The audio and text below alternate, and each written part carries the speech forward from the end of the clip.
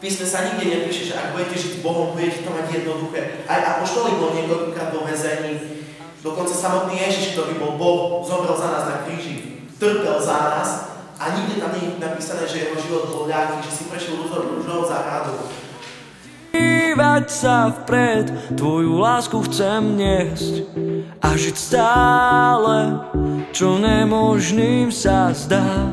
Zmen cezo mňa svet, viem, dáš to zjav na... Boh je najmúdrejší, každé jeho rozhodnutie je múdre, nikdy nerobí nič ľahkovážne, všetko, čo robí, má dobre premyslené.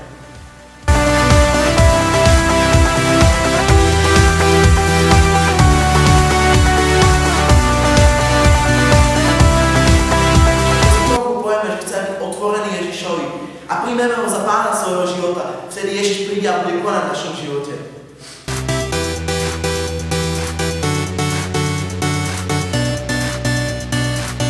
Tvoju lásku chcem niesť a žiť stále. A asi až po mesiaci, keď som potrebovala cítiť Božiu prítomnosť, tak prišlo neskutočné Božie milosť, neskutočné požehnanie v neho a tým som zažívala radosť a šťastie. Spojenka ma začala poznať od detstva. Nám pozerali, že a čo sa s tebou stalo, ja sa poriadku, vlastne sa stala depresia. Nemožným sa zdá, zmen cezo mňa svet, viem, dáš to zjav, nádej má miest. Začala som vnímať to, že mám hodnotu. Pred takým odlakom, iba taká odlaka, som si myslela, že nestanem za nič. Myslela som si, že nemám žiadnu hodnotu, že môj život nemá hodnotu. Ale on mi ukázal, ako veľmi ma miluje. Ukázal mi, ako som veľmi vzácna a ako veľmi vzácny je môj život. Ukázal mi, že som jeho malé dievčatko, ktoré môže moc kedy k nemu prísť a prosiť. Ono bude počúvať, že hoď niekedy fakt už nemám síly ďalej, ale začnem povedať, Bože, aj mne vládne, keď potrebujem. Keď sa pre ním pokorím, tak vám príde a bude mi stať po Bohu.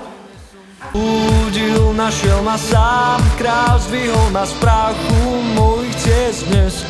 Tu zmenený túžim do všetkých kúl. Ja som potrebovala cítiť Božiu lásku. Potrebovala som cítiť aspoň nejakú lásku, ale prišla som najkrajšou a najdokonalejšou lásku za mnou, ktorá mi vyrazila dých a zmenila môj svet.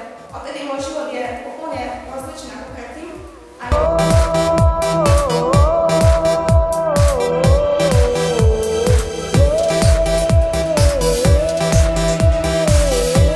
Ten úder neprišiel hneď, ale hneď ráno, keď som sa zobudila, to bolo niečo neskutočné. Takú radosť o svojom srdci som v živote necítila.